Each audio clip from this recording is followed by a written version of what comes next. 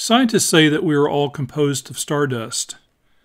I prefer starlight myself. I'll tell you why, but first let's begin this supersonic tour of Sonoma's most ancient history. 200 million years ago. To have been in Sonoma 200 million years ago was to have been deep beneath the ocean. To the west was Cascadia, a large island now long gone. But if you look hard enough, I think you can almost see it. Sediments are washing off the eastern coast of Cascadia, settling to the bottom of the ocean and becoming the sedimentary rocks that we know today. They are our oldest rocks, the foundation of Sonoma County.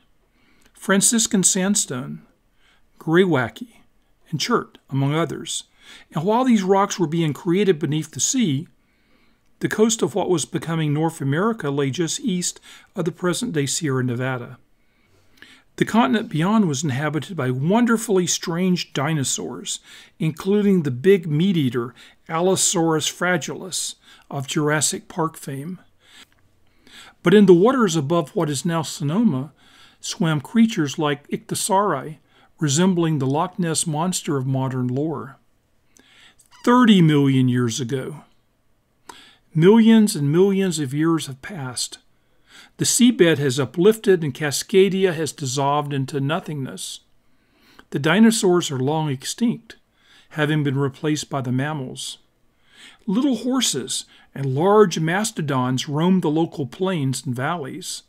Sonoma is part of a moist tropical whirl.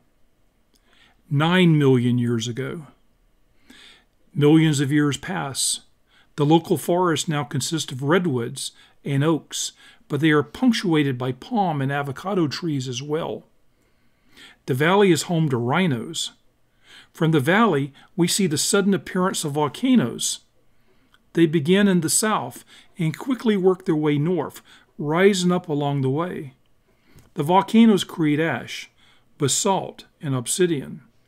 These are the rocks we know now as the Sonoma Volcanics.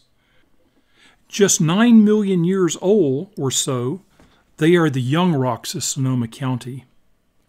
2 million years ago, the Ice Age has begun.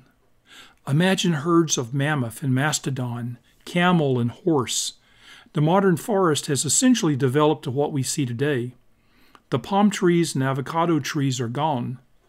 As we watch from Sonoma, the coast ranges and the Mayacamas are born of uplift and thrust. At Olduvai Gorge in East Africa, Homo habilis, our earliest ancestors, are making the very first stone tools. These are primitive stone tools that will later be termed Oldowan choppers. You might remember seeing photos of these artifacts in old issues of National Geographic magazine. While Homo habilis fashions his choppers, the light from the Andromeda galaxy begins its journey to planet Earth. It's 2.5 million years ago, and the light has just begun its voyage. 50,000 years ago. By now, modern humans have departed Africa and started to colonize much of the world. 18,000 years ago. The Ice Age is at its last glacial maximum. The ocean is 400 feet lower than it is today. You can walk from downtown San Francisco to the Farallon Islands and barely get your feet wet.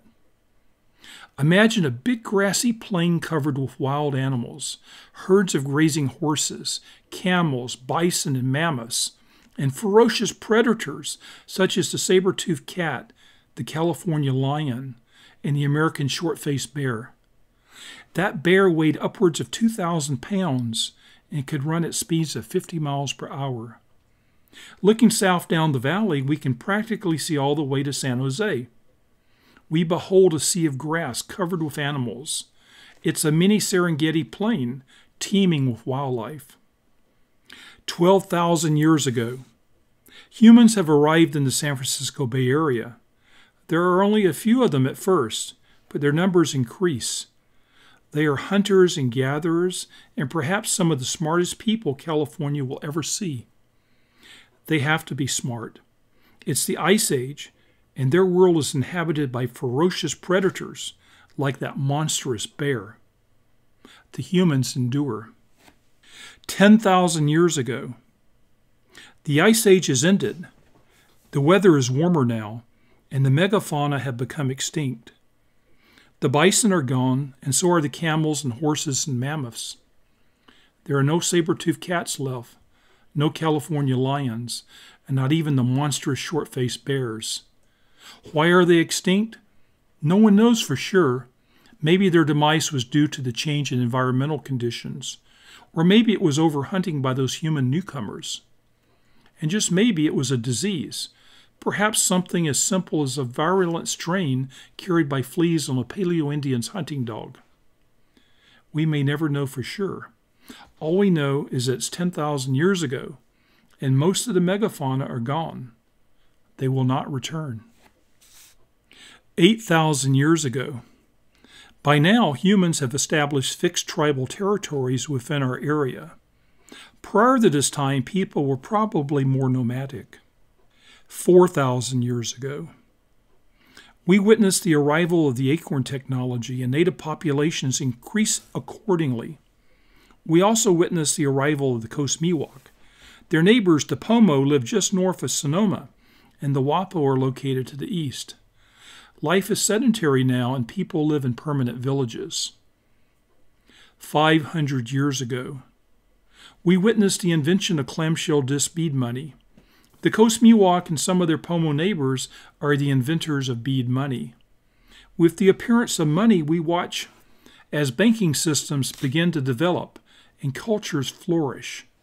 Soon, however, Sir Francis Drake will make his legendary landfall somewhere on the local coast. It will mark the beginning of almost 500 years of European contact, conquest, and genocide. And then comes night. Tonight, the light that departed Andromeda 2.5 million years ago will arrive on Earth tonight. You can see it with your naked eyes if you look low on the northern horizon. Just imagine, if you do, this is an event you will share with our earliest human ancestors, Homo habilis. They were the ones who knelt down on the plains of East Africa to create those first stone tools some 2.5 million years ago. The light of Andromeda, the light of their time, was just then departing. It's our time now, and the ancient light is just now arriving. That light has been 2.5 million years in the making, just as we humans have been 2.5 million years in the making. Perhaps we are one and the same, stardust and starlight.